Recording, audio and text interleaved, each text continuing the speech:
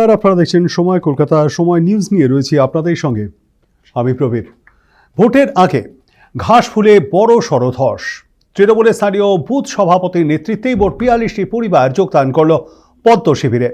রবিবার বারঘড়িয়া গ্রাম পঞ্চায়েত এলাকায় একটি যোগদান কর্মসূচির মাধ্যমে তারা হাতে তুলে নেন বিজেপির দলীয় পতাকা। এলাকার রাজনৈতিক মহলের মতে ধূপগুড়ি বিধানসভা কেন্দ্রে বিজেপি ও তৃণমূলের লড়াই বরাবরই হাড্ডাহাড্ডি।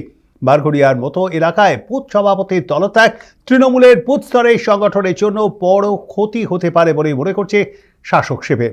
বিজেপি নেতৃত্বের পক্ষ থেকে জানানো হয়েছে, তৃণমূলের অত্যাচারে অতিষ্ঠ হয়ে কর্মীরা স্বতঃস্ফূর্তভাবে দলে আসছেন। অন্যদিকে তৃণমূল নেতৃত্ব এই ঘটনাকে আমল দিতেই নারাজ। পার্টিতে ভারতীয় জনতা পার্টি আদর্শকে সামনে রেখে আমাদের ধূপগুড়ি ভারতীয় জনতা পার্টির কদমতলা বাজারে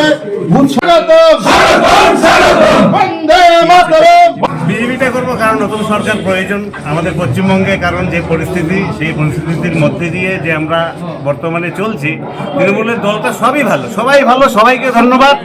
মানে আমি খারাপ ছিলাম, যার জন্য এই দলটাতে আমি থাকতে পারিনি। ঠিক আছে, তো আগামী দিনে পশ্চিমবঙ্গে যে নতুন সরকার আসছে এটা একদম পরিষ্কার দেখা যাচ্ছে, যার কারণে আজকে এই দলে যোগদান। টিএমসি নামের দলটা যে 26-এর পরে আর খুঁজে পাওয়া যাবে না। ওরা ভারতবর্ষে 1800 দল আছে, তার মধ্যে একটা গিনতি হবে টিএমসি দলটা। পুরো ভারতবর্ষের মধ্যেই টিএমসি দলের নাম নিশান মিটে যাবে, এটা থাকবেই না। নাম নির্মাণ নেওয়ার লোক থাকবে না, এটা দূর দূরান্ত পর্যন্ত দূরবীনে দেখা যাবে না।